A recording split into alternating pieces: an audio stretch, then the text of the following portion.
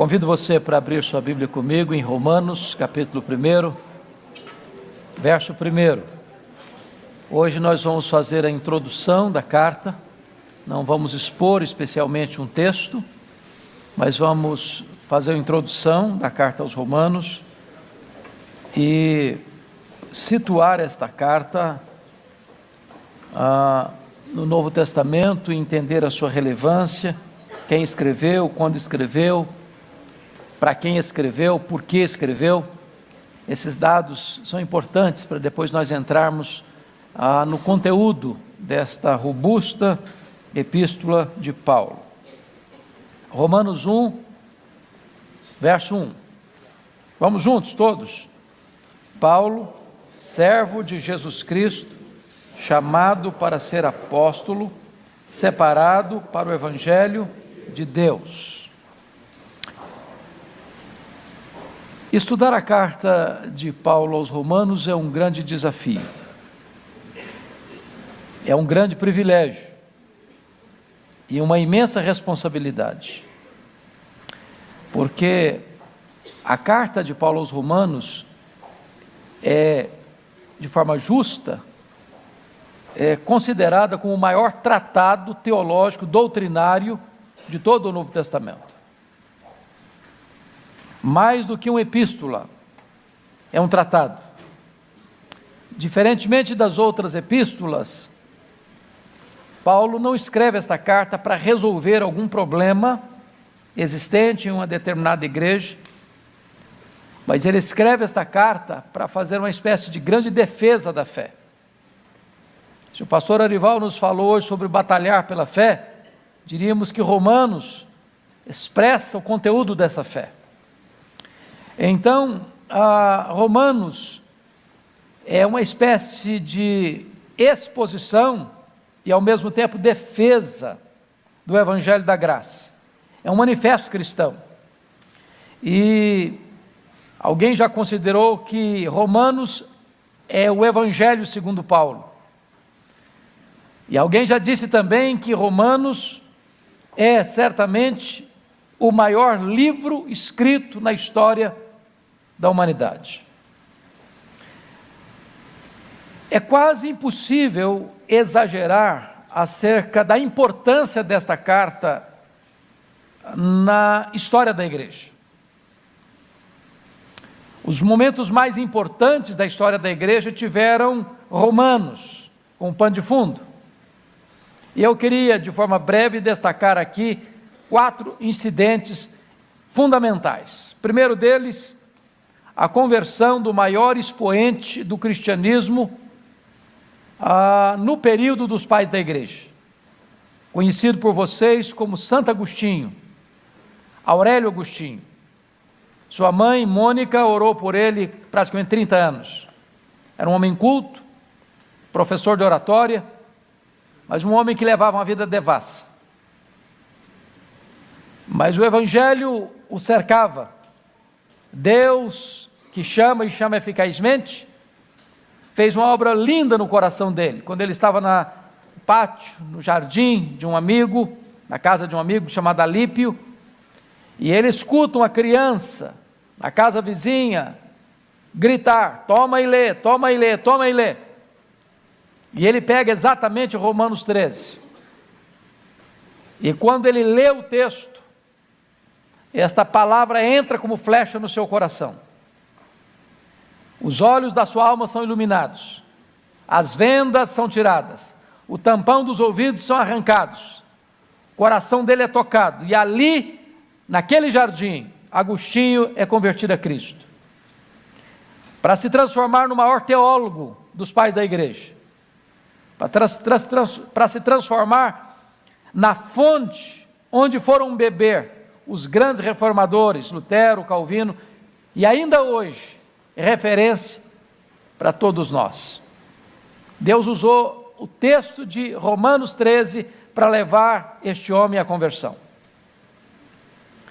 Mas você pode lembrar também que a reforma protestante tem como base Romanos, porque o monge agostiniano Martinho Lutero que por uma experiência que teve, ele estava estudando para direito, era o sonho do seu pai ser advogado, e numa determinada circunstância da vida, ele é colhido por uma tempestade. Ele era muito místico, e ele percebe que ele vai morrer, porque ele viu um raio caindo perto dele, fulminando uma pessoa, e ele então, naquele desespero, ele prometeu a Santa Ana, que era a padroeira dele, que se ele fosse liberto da morte, ele entraria para o convento. E ele foi liberto da morte. Para cumprir a promessa, ele entrou para o convento a contragosto do seu pai. Tornou-se um monge, de uma ordem muito rigorosa, a ordem agostiniana, dos agostinianos. E ali ele tentou buscar a sua salvação. Ele se flagelava fisicamente. Ele frequentava o confessionário todos os dias. Gastava 2 horas confessando detalhada e meticulosamente seus pecados, de certa forma provocando um grande desgaste no padre que recebia essa confissão. Chegou um dia que o padre disse para ele: ô Lutero, no dia que você tiver um pecado sério, você vem aqui, eu não aguento mais as suas ladainhas. Mas ele era atormentado pela culpa, até o dia que ele encontra pouso seguro para sua alma em Romanos, ao ler: o justo viverá pela fé. E ele era professor em Wittenberg, e começa, antes da reforma, a ensinar a carta aos romanos nessa universidade.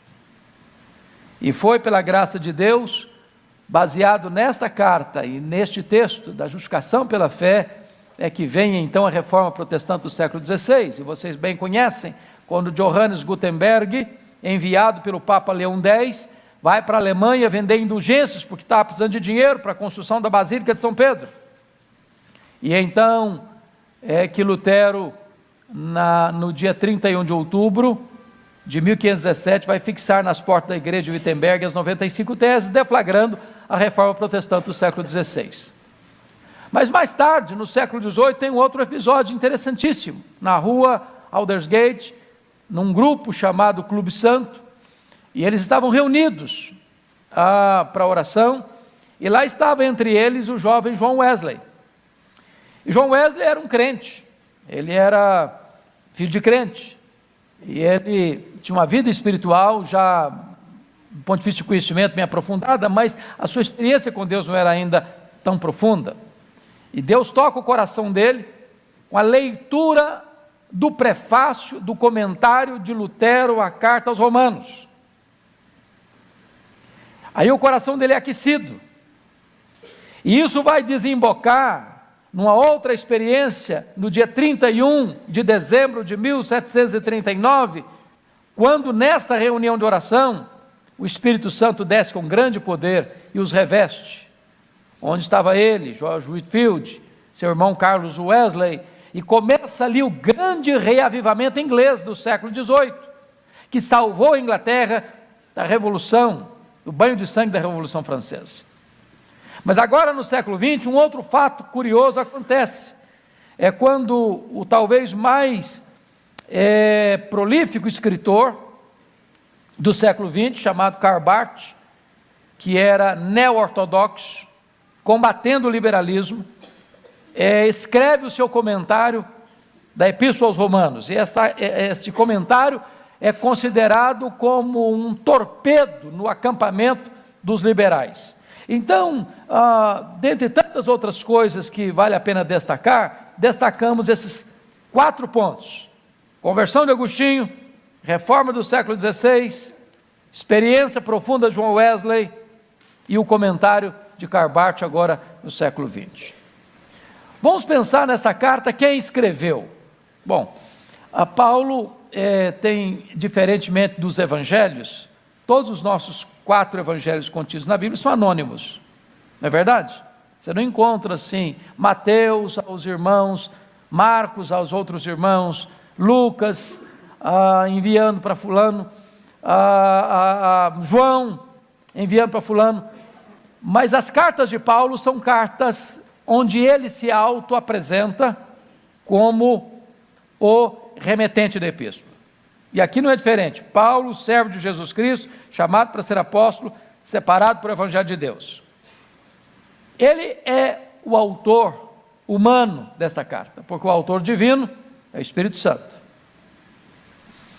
Precisamos entender que quando Paulo escreve esta carta e as outras, nós não cremos naquela ideia de inspiração, onde Deus anula a personalidade, o pano de fundo, a história, o conhecimento do escritor, ditando palavra por palavra, vírgula por vírgula. Não é assim que nós cremos na inspiração. Nós cremos que o Espírito Santo assistiu, revelou, mas aquele conteúdo revelado e assistido pelo Espírito Santo passa pela personalidade do escritor. De tal maneira que Pedro tem um estilo, João tem outro estilo, Paulo tem outro estilo. E quando Pedro está escrevendo a sua última carta, sua segunda carta, ele fala lá que Paulo, nosso irmão, com a sabedoria que Deus deu a ele, escreveu coisas difíceis de entender. Isso é um alívio para mim. Porque se o próprio apóstolo Pedro achou que Paulo escreveu coisas difíceis, então não é só você e eu que achamos isso. Então Deus deu a ele uma sabedoria, de certa forma, diferenciada. E ele, ao escrever, escreveu com determinada profundidade diferenciada. E hoje nós estamos aqui assentados aos pés deste grande apóstolo, para aprender com ele essas grandes verdades que o Espírito Santo revelou e deu a ele.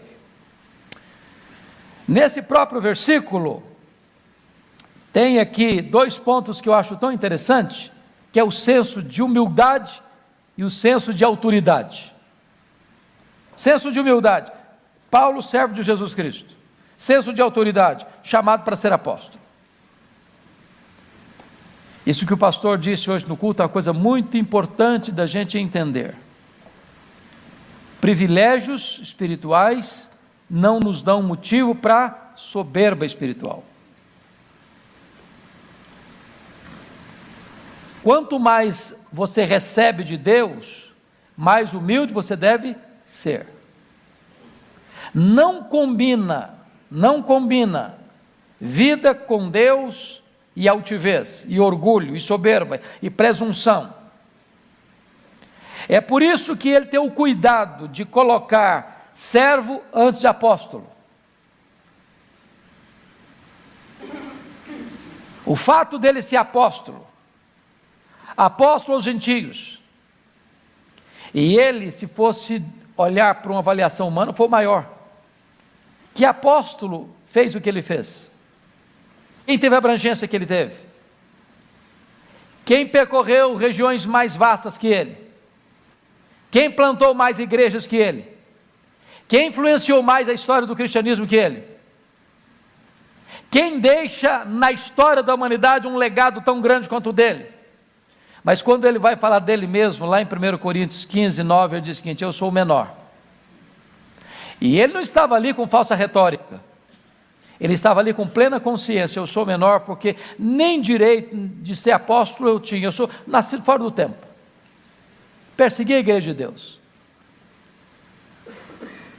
Então é este homem que está escrevendo esta epístola, e este homem tem como apoio, tanto internamente, porque ele se autodeclara aqui o autor da epístola, mas esta epístola não teve praticamente nenhuma resistência, nem no período dos pais da igreja, nem no período dos reformadores, nem a posteriori. Ninguém diz: não, essa carta não é de Paulo, não tem o perfil de Paulo, não tem aí o estilo de Paulo. Não, é um consenso de que, de fato, Paulo escreveu esta carta. Outra pergunta: de onde ele escreveu? De onde ele escreveu? Embora não haja explicitamente no texto, mas é fato que Paulo escreveu esta carta, muito provavelmente, da Grécia. Veja comigo, por favor, capítulo 20 de Atos.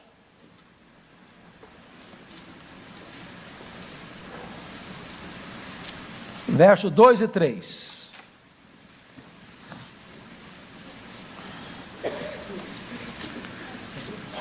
Você pode ler comigo? Atos 20, 2 e 3. Vamos juntos. Havendo atravessado aquelas terras, fortalecendo os discípulos com muitas exortações, dirigiu-se para a Grécia, onde se demorou 3 meses. Tendo havido uma conspiração por parte dos judeus contra ele, quando estava para embarcar rumo à Síria, determinou voltar pela Macedônia. Note o contexto aqui. Paulo tinha feito já as 3 viagens missionárias. A primeira viagem foi para onde mesmo? Para Galácia. Plantou igrejas em Antioquia da Pisídia, Icônio, Derbe e Listra.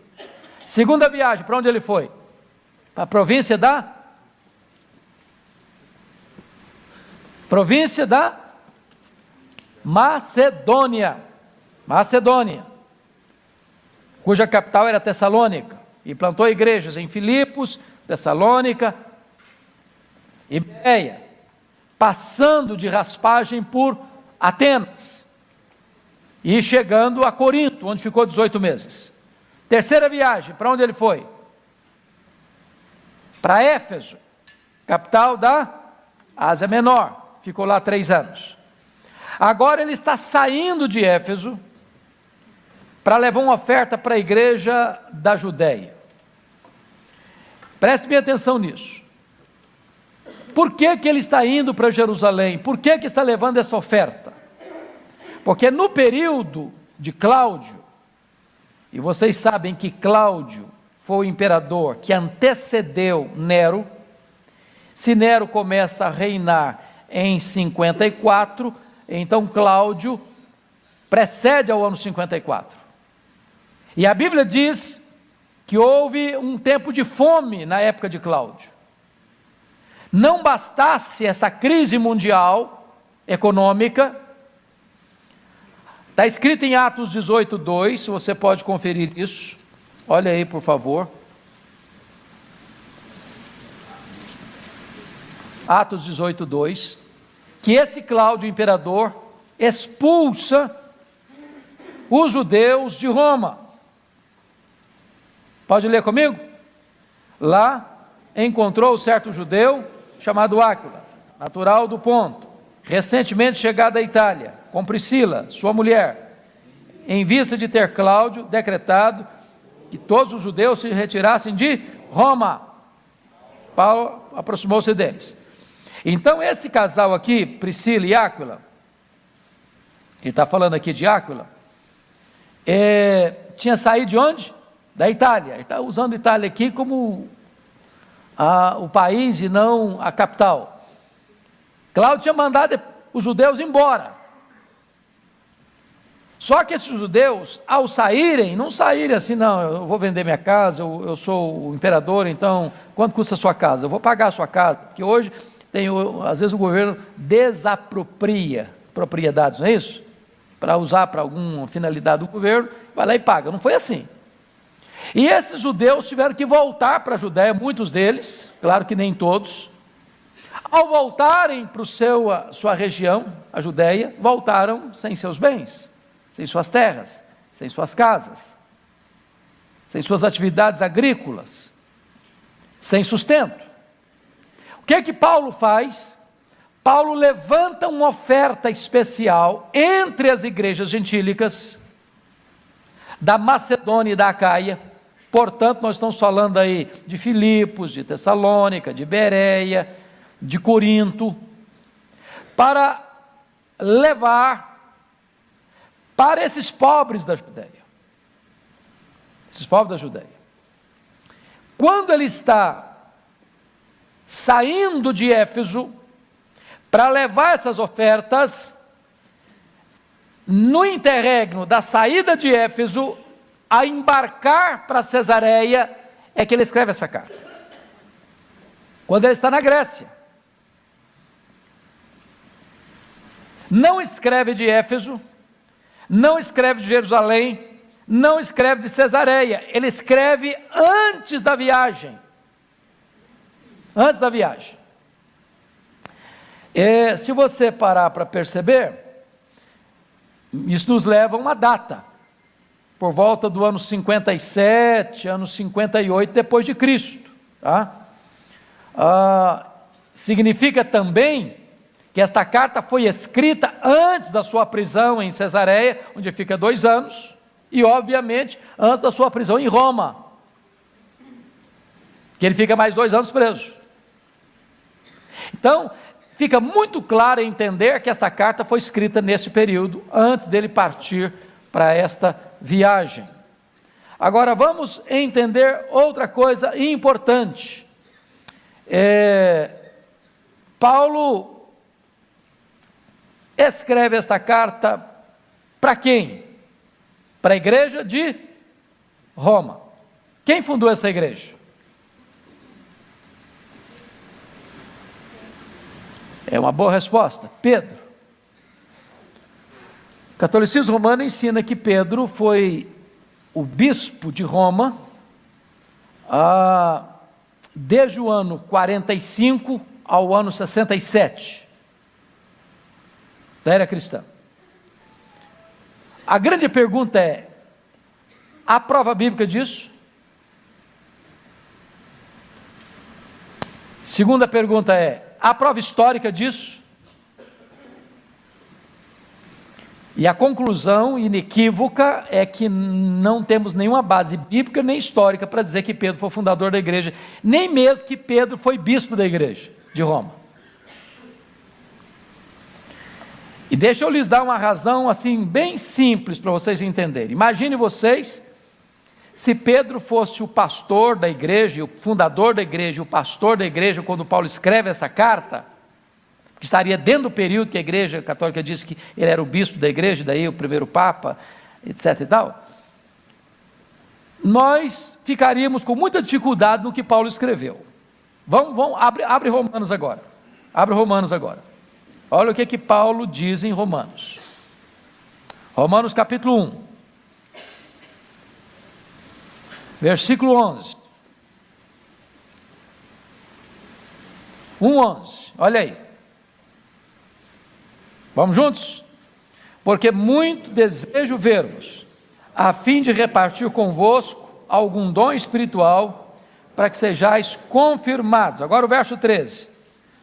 Porque não quero, irmãos, que ignoreis que muitas vezes me propus ir ter convosco, no que tenho sido até agora impedido, para conseguir igualmente entre vós algum fruto, como também entre os outros gentios.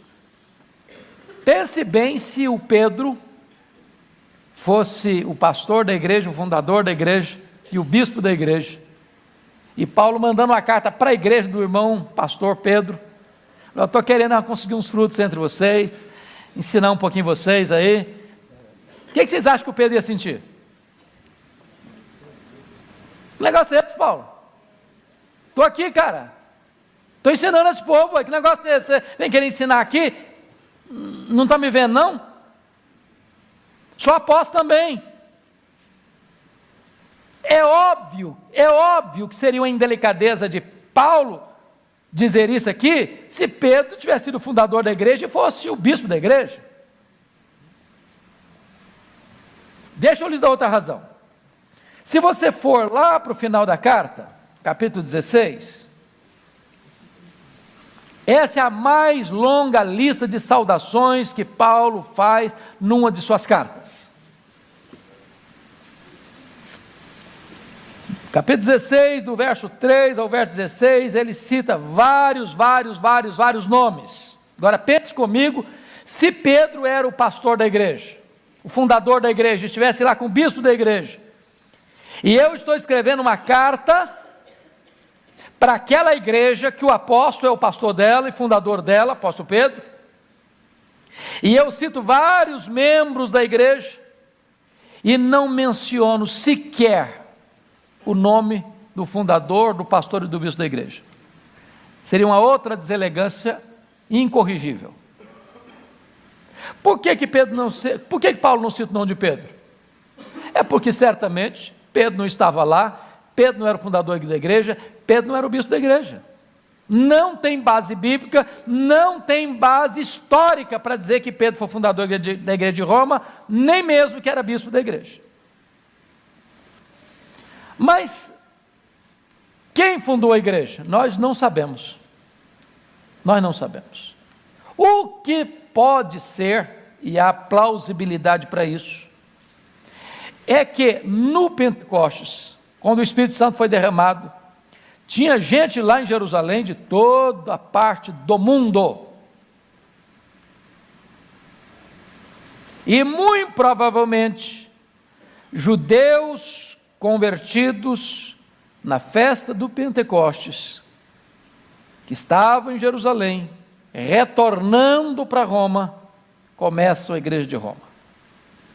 Essa é a possibilidade mais provável. Tem possibilidade provável? Eu não sei, agora vocês me confundiram tudo. Estou brincando. Então, amados, o fato é que não consta na Escritura que qualquer apóstolo tenha sido fundador da igreja de Roma. Agora, curiosamente, olha, meus irmãos, como a coisa é fantástica. Se Cláudio governou no período que antecede Nero, e se Paulo escreve, e ele fez quantos judeus que ele expulsou de Roma? Quantos?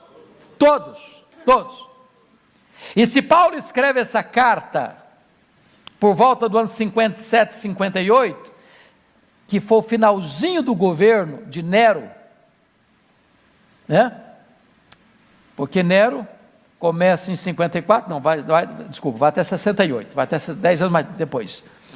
Significa um fato curiosíssimo, porque Cláudio governa até 54. Se Paulo escreve essa carta em 58, eu estou falando de 4 anos depois que Nero assumiu o governo. E novamente ele escreve uma carta para a igreja de Roma. O que vocês concluíram aí? O que vocês concluíram? Ou que os cristãos expulsos voltaram, porque é provável, ou aqueles que ficaram reiniciaram o trabalho. A igreja de Deus é um organismo vivo. Não se mata a igreja de Deus. A igreja de Deus não morre. A igreja de Deus não morre. Então, é para esta igreja que Paulo está escrevendo. E nesta carta, ao escrever, ele diz algumas coisas que eu acho fantástico. Então, vamos de novo abrir em Romanos 1, para entender isso aqui. Olha o que ele diz. Versículo 11. Porque muito desejo ver-vos. Paulo nunca tinha estado em Roma antes. Roma era a capital do império. Roma era uma cidade de 1 milhão de habitantes. Roma era a cidade eterna, conhecida, cidade eterna. Roma era a cidade que recebia influência do mundo inteiro. A cidade das oportunidades, o centro administrativo do império. Roma que tinha começado como um reino, passado por uma república e agora era um império. Ao mesmo tempo, Roma era chamada de a cloaca do mundo, o esgoto do mundo.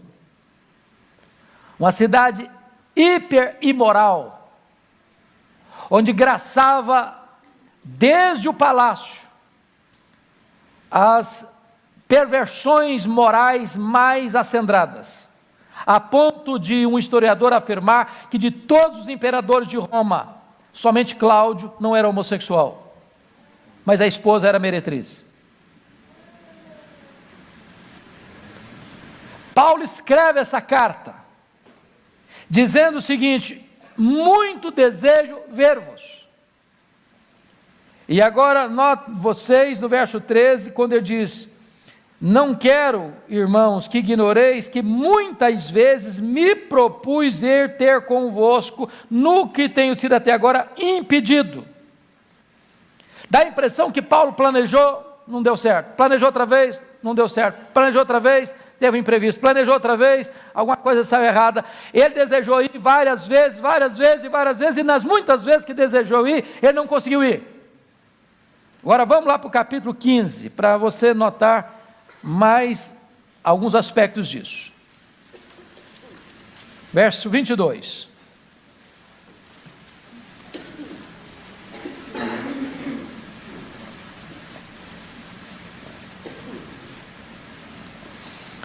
Essa foi a razão, verso 22, porque também muitas vezes me senti impedido de visitar-vos. Mas agora, não tendo já campo de atividade nestas regiões de onde ele escreve, e desejando há muito visitar-vos, note vocês que ele está dizendo o seguinte: olha, eu já esgotei meu campo de trabalho aqui. Eu já preguei o evangelho na província da Galácia, na província da Macedônia, na província da Caia, na província da Ásia Menor, e agora eu quero ir para um campo novo, onde Cristo não tenha sido pregado ainda. Mas veja o propósito dele. Olha aí, versículo 24. Penso em fazê-lo quando em viagem para a Espanha, pois espero que de passagem estarei convosco, e que para lá seja por vós encaminhado, depois de haver primeiro desfrutado um pouco a vossa companhia. Mas agora estou de partida para Jerusalém a serviço do santo. Então vamos entender isso aqui. Paulo era um missionário, e um missionário estratégico. Paulo não tinha problema nenhum de pedir ajuda quando era para a obra de Deus. Ele está dizendo o seguinte: olha, irmãos, eu já fui sustentado, enviado pela igreja de Antioquia, da Síria. Eu já fui, de certa forma, sustentado no trabalho missionário pelas igrejas da Macedônia, quando eu estava na Caia. A igreja de Corinto, a igreja de Éfeso, foi uma igreja estratégica, plantar igreja na província. Mas agora, Roma, que é a capital do império, eu quero passar por vocês, porque o meu projeto é para a Espanha. O último limite do mundo ocidental conhecido da época. Ele está dizendo o seguinte: eu quero que vocês sejam a minha igreja base. Eu quero que vocês sejam a igreja de suporte. Porque presta atenção nisso, missionário não é freelance. Missionário precisa estar fincado numa igreja local. Missionário precisa estar comprometido com a instituição local. É a instituição local que envia o missionário, que suporta financeira e espiritualmente o missionário. E Paulo está querendo que a igreja de Roma tenha esse papel no seu ministério para ir para a Espanha. Ele tem planos, ele tem projetos. A cabeça do homem não para. Ele não se contenta com as vitórias do hoje, ele quer ainda conquistas para amanhã. Mas ele até hoje foi o quê? Impedido de ir para Roma. Desejou ir, queria ir, tinha planos para ir, só não foi, porque teve dificuldades, e ele não detalha todas essas dificuldades. Pois bem, então, é muito importante você entender que era do seu desejo ir. Mas vamos notar outra coisa.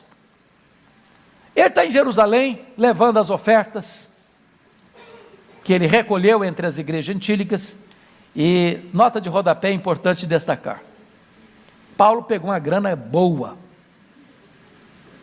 A grana era tão grande que ele recolheu entre as igrejas gentílicas para levar para os pobres da Judéia, que o governador Félix, lá em Cesareia, ficou interessado nessa grana. Você já pensou num negócio desse? Parece que gente que exerce poder gosta de dinheiro. Agora, preste bem atenção no Paulo.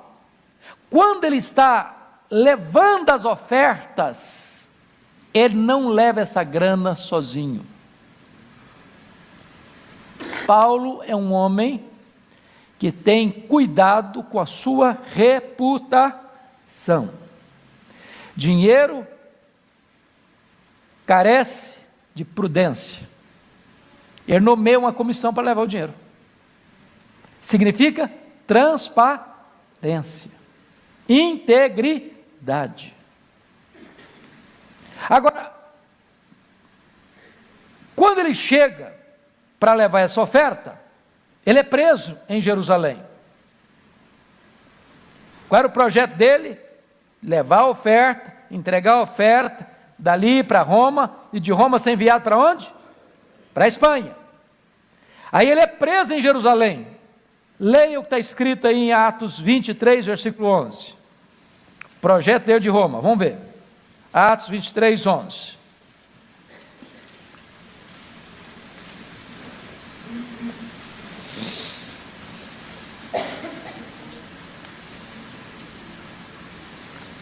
Encontraram aí? Então vamos ler. 23, versículo 11. Vamos juntos.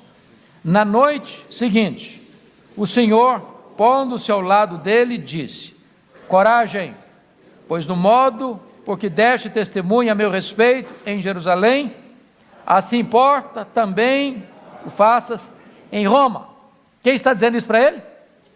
Deus. Agora vamos entender uma coisa. Tem acaso nos planos de Deus? Os planos de Deus podem ser frustrados? Deus usa rascunho nos planos dele? Não.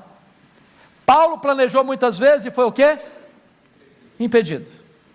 Ele queria ir para Roma. Agora Deus diz: eu quero você em Roma. Coragem. Ele sonhou chegar em Roma, irmãos, livre, visitar os irmãos, ter um momento gostoso de comunhão com os irmãos. Os irmãos disseram: Paulo, pode ir, filho, pode ir para a Espanha, que nós estamos aqui segurando a corda. Vamos sustentar você. Nós não queremos que você fique preocupado em fazer tenda, mas não, você está muito velho para fazer tenda, então agora você só vai pregar, nós vamos sustentar você. Quando ele chega em Roma, como é que ele chega? Preso, algemado. O homem faz planos, mas a resposta certa vem de Deus. Não é uma frustração um negócio desse? Não é não? Você quer servir a Deus? Ô Senhor, eu quero te servir, o Senhor não me protege? Que negócio é esse? Por que que ele chega preso? Por que que ele chega preso? Porque Deus é maravilhoso. Quando você pensa que a coisa está de ponta cabeça, Deus está escrevendo o capítulo mais importante da sua história. E ele dá testemunho disso lá em Filipenses capítulo 1, versículo 12. Você pode ler aí? Filipenses 1, 12. Olha o que ele diz.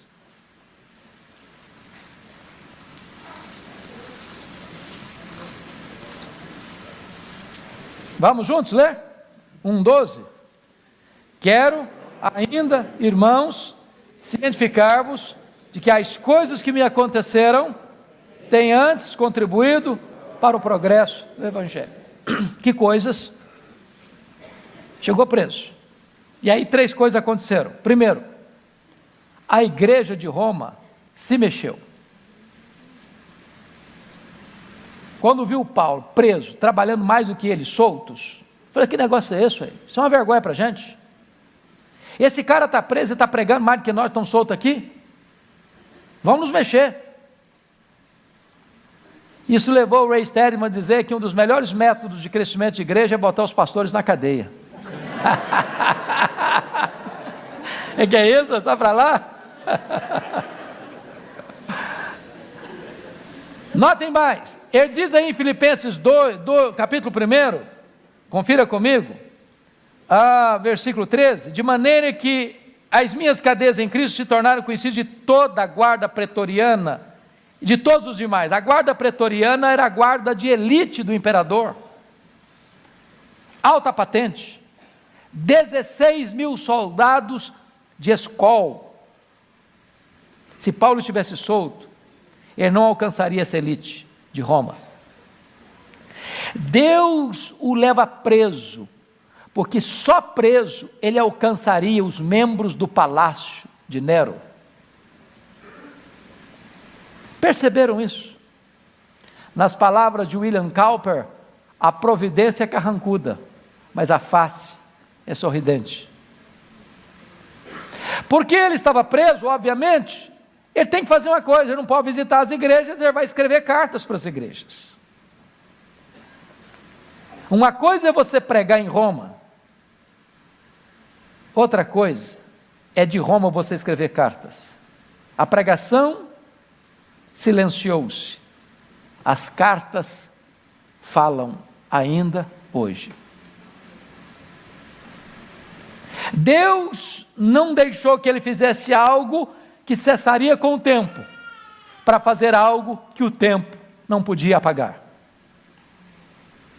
Vocês entenderam porque ele foi tantas vezes desejoso de ir para Roma e não conseguiu? Por que ele não conseguiu? Porque Deus falou: meu filho, você só vai para lá quando a prisão chegar. Quando você for preso, é a hora. Enquanto não tiver circunstância para você ser preso, você não vai. É claro que Deus não falou isso para ele com antecedência. Então não reclame da circunstância difícil, porque Deus está no controle. Deus tem um plano. E o plano de Deus não pode ser o quê? Frustrado. Pois bem, vamos olhar uma outra coisa. Qual o propósito da carta aos Romanos? Qual o propósito? Então ele elenca aqui 5 propósitos. Primeiro, volta comigo lá para Romanos capítulo 15. Romanos 15.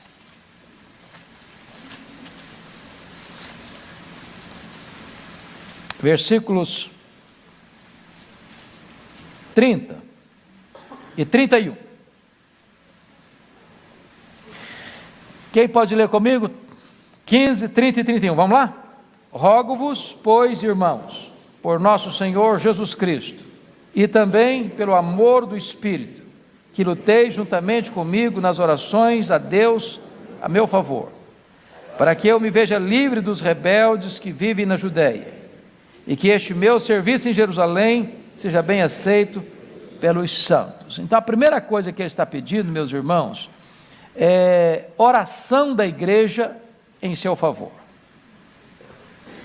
Ele pode dizer: bom, eu sou apóstolo, não preciso de oração dos irmãos, eu já oro por mim mesmo, minha oração é poderosa, eu sou um cara que tem assim, intimidade com Deus. Para com isso. Para com isso. Você e eu precisamos de oração. Só para pegar a palavra batalhar de novo, ele está dizendo que você luta na oração a Deus. Oração é luta, é guerra, é batalha. Mas qual o pedido que ele está fazendo de oração? Versículo 31, para que eu me veja livre dos rebeldes que vivem na Judéia. Ele sabe que vai levar uma oferta para a Judéia, mas lá na Judéia não só tem crente, tem também gente rebelde. Os crentes vão receber a oferta com alegria, mas os rebeldes vão conspirar contra ele. Ele já sabe disso antes de viajar. Agora, deixa eu fazer uma pergunta para você. Você é missionário, você está indo para um campo e levando alguma coisa assim muito expressiva para ajudar aqueles irmãos que estão lá no campo, mas você já está sabendo o seguinte: os irmãos vão receber o que você vai levar com muita alegria, mas os que estão no entorno dos irmãos, que são os rebeldes, vão arrebentar com você. Você vai? Meus irmãos, não estou sentindo oportuno ainda a hora de ir. Eu estou sentindo o coração que eu não vou não. Ele está pedindo oração, para quê? Para que Deus o livre dos rebeldes.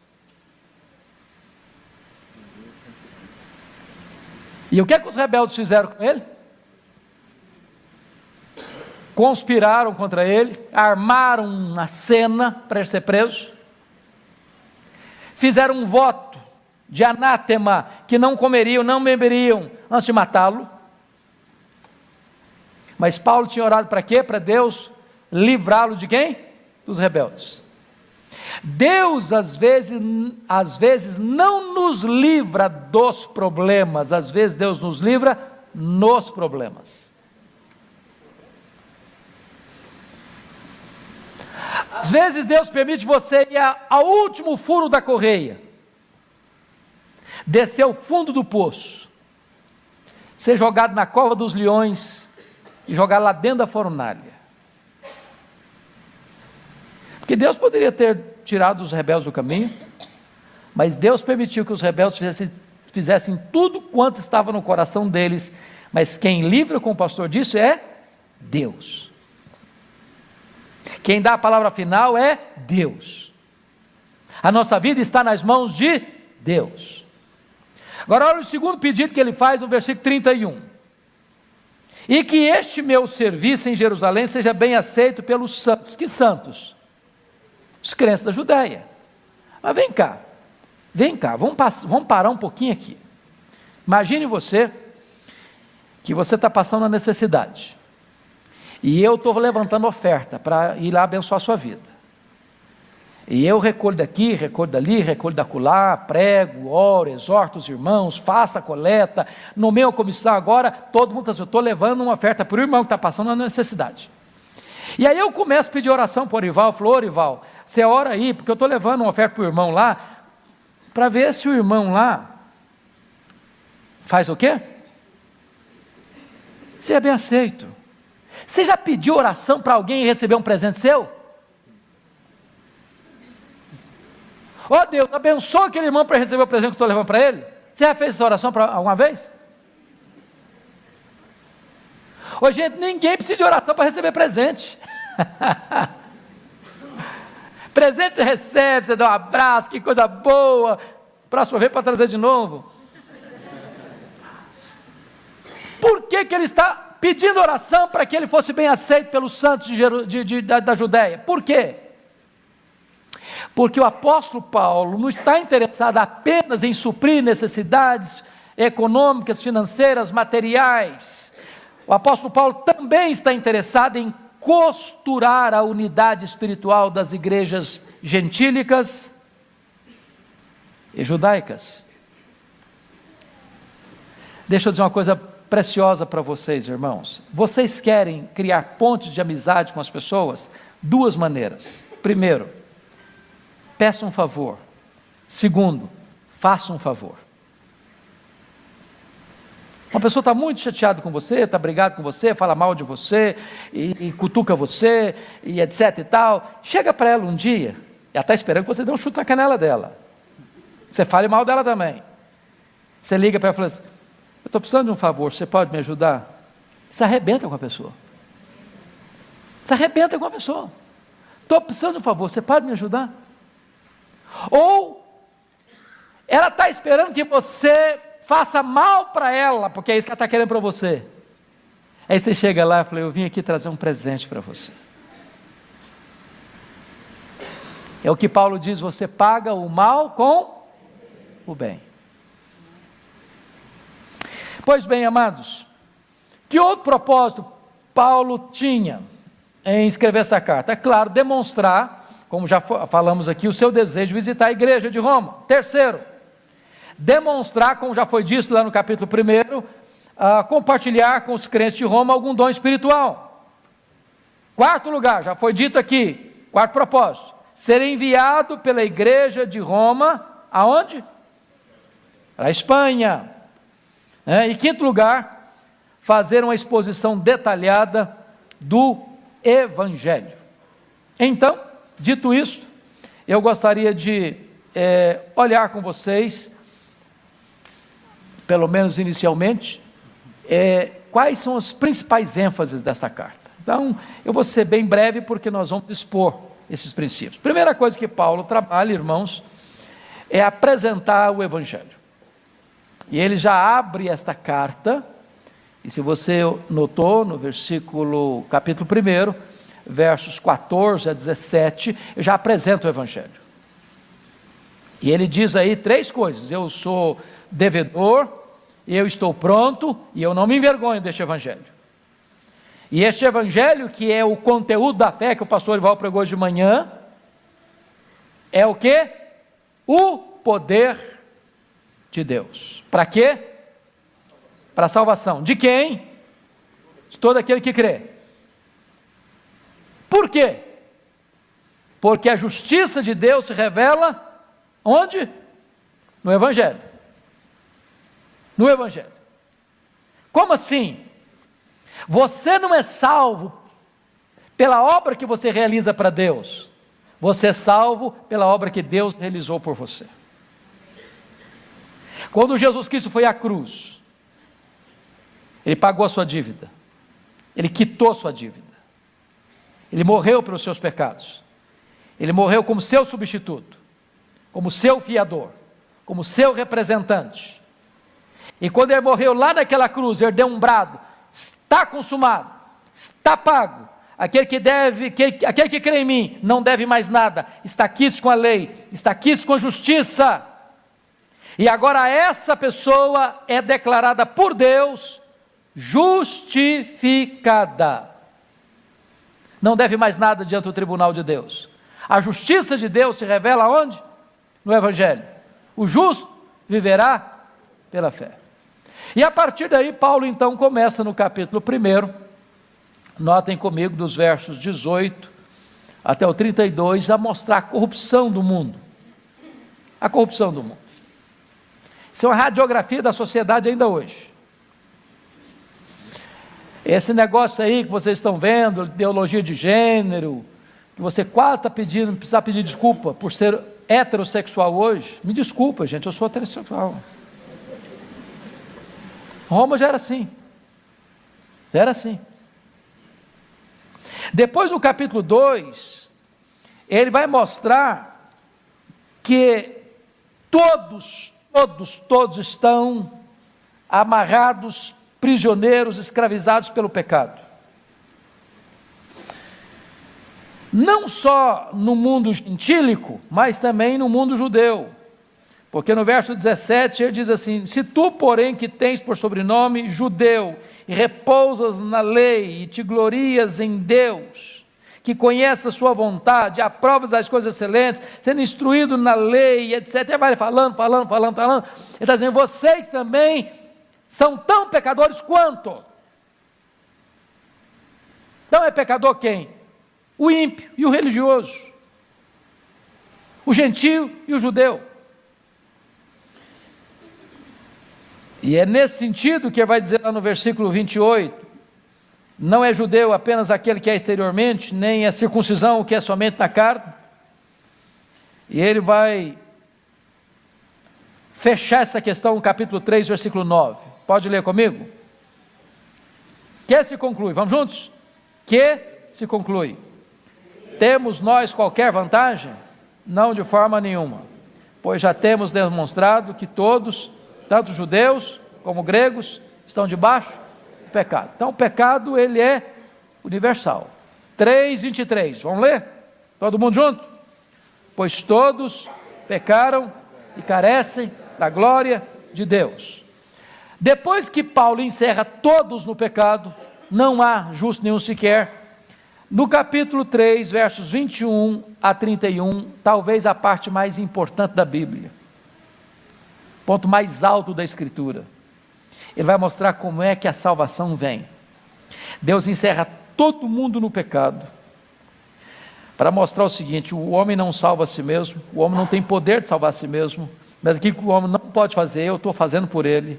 Vem então a doutrina gloriosa da justificação, da expiação, da redenção. No capítulo 4 ele ilustra como é que a justificação acontece, trazendo à baila a história de Abraão, a redenção, a salvação de Abraão pela fé. No capítulo 5 ele vai falar dos frutos da justificação: a paz no passado, a graça no presente e a glória no futuro. No capítulo 6 ele vai falar da nova vida que temos em Cristo Jesus. E no capítulo 6 ele vai dizer uma coisa linda: você e eu deveríamos andar com a certidão de óbito no bolso.